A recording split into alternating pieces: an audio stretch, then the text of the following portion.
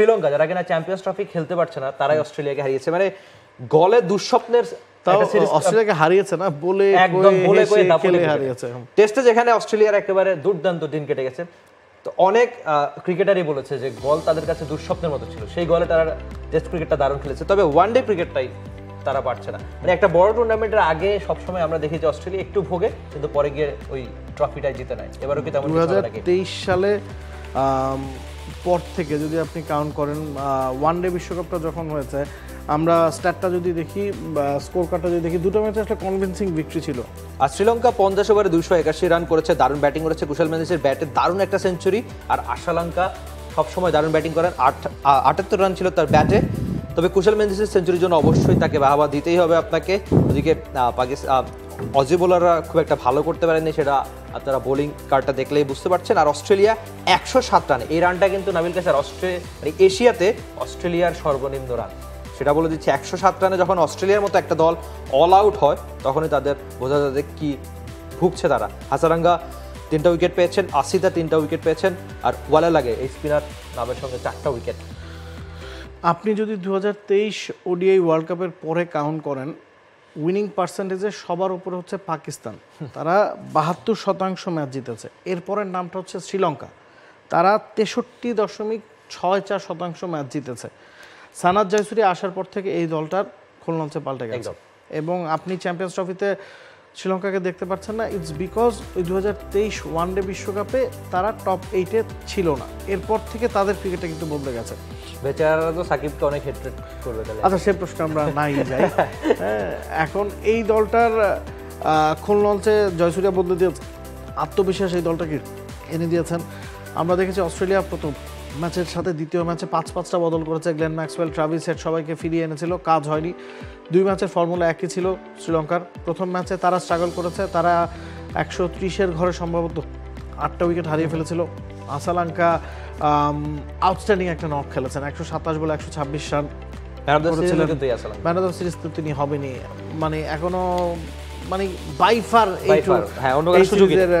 সেরা ক্রিকেটার তিনি, এবং 2টা ম্যাচে রান করেছেন, 78 সেকেন্ড ম্যাচে করেছেন। শ্রীলঙ্কা যদি বোর্ডে একটা রান জমা করতে পারে অস্ট্রেলিয়ার জন্য সেটা ডিফিকাল্ট হবে, এটা সবারই জানা। এবং শ্রীলঙ্কা তাদের 3 স্পিনার ঠিকসানা ওয়ালা লেগে হাসারাঙ্গাকে দিয়ে অস্ট্রেলিয়াকে অ্যাটাক করবে, এটাও সবার জানা। এবং অস্ট্রেলিয়ার যেটা দরকার ছিল, পাওয়ার প্লেটা কাটিয়ে দেওয়া উচিত ছিল। অস্ট্রেলিয়া জানতো যে তাদের মূল ধাক্কাটা ওই স্পিনারে এসে দেবে। ঠিকসানা পাওয়ার প্লেতে বোলিং করেন, পরে হাসারাঙ্গা ওয়ালা লেগে আসবেন। কিন্তু অস্ট্রেলিয়ার ব্যাটিং লাইন আপ যদি আপনি দেখেন, Matthew Short, Travis Head, Jake Fraser McGurk সবাই আসলে বিধ্বংসী ব্যাটসম্যান। তারা কেউ তাদের যেই স্বভাবজাত ক্রিকেট সেখান থেকে বেরিয়ে এসে ক্রিকেটটা খেলেনি, ওই জায়গাতেই আসলে তাদের সর্বনাশটা হয়েছে। 2টা ম্যাচেই তারা আর্লি 3-4টা উইকেট হারিয়ে ফেলেছে, এরপর আর কামব্যাকের সুযোগ ছিল না। তবে স্মিথ যেহেতু টেস্টে অনেক বেশি রান করেছেন, ওয়ানডে ক্রিকেটটা তার কাঁধে এখন বড় দায়িত্ব, ক্যাপ্টেন্সিটা করবেন সামনে। তো তার মনে হচ্ছে কিনা যে দ্বিতীয় ম্যাচে 29 রান করেছেন, কিন্তু তাকে যে কেউ সঙ্গ দেবে বা তিনি যে একটা বড় ইনিংস খেলবেন এই কোয়ালিটিফুল স্পিনারদের বিপক্ষে, সেটা বোধ করে সম্ভব হয়নি। এই জন্যই তারা এই সিরিজে ভুগেছে। তবে অস্ট্রেলিয়া দলটা সবসময় কামব্যাক করতে পছন্দ করে, সবসময় কামব্যাক করতে পারে। আমরা আগেও দেখেছি যে বিশ্বকাপ বা বড় ইভেন্টের আগে যে তারা ভুগতে থাকে যে কোনো একটা সিরিজে বা ইয়েতে। তো আবার ওয়ানডে খেলার মধ্যে যেহেতু রয়েছে, এটাও তো একটা পজিটিভ দিক। চ্যাম্পিয়ন্স ট্রফিতে কেমন করবে অস্ট্রেলিয়া? আমার কাছে খুব একটা আশাবাদী মনে হচ্ছে না, কারণ পাকিস্তানের উইকেট বলে নট নেসেসারিলি বড় বড় নামের কেউই আসলে নাই। মিচেল মার্শ নাই, আমরা দেখেছি মার্কাস টয়নিস অবসর নিয়েছেন, এবং 3 ফাস্ট বোলারের 3 জনই একই সাথে একটা টুর্নামেন্টে না থাকাটা বোলিংয়ে ফাটল ধরাবেই। মিচেল স্টার্ক নাই, হ্যাজেলউড নাই, কামিন্স নাই, 3 জনই নাই, মানে একেবারে আনকোরা pace department. Nathan Ellis, Spencer Johnson, Sean Abbott, Aaron Hardie, নামগুলো আসলে ভীতি জাগায় না, যেটা ওই 3 জনের অন্তত 2 জন যদি থাকতেন সেক্ষেত্রে কাভার আপ করা যেত। 3 জনের 3 জনই নাই, তখন আপনাকে স্ট্রাগল করতে হবে। স্টয়নিস নাই, মিচেল মার্শ নাই, মানে 2 জন ব্যাটিং অলরাউন্ডারও নাই।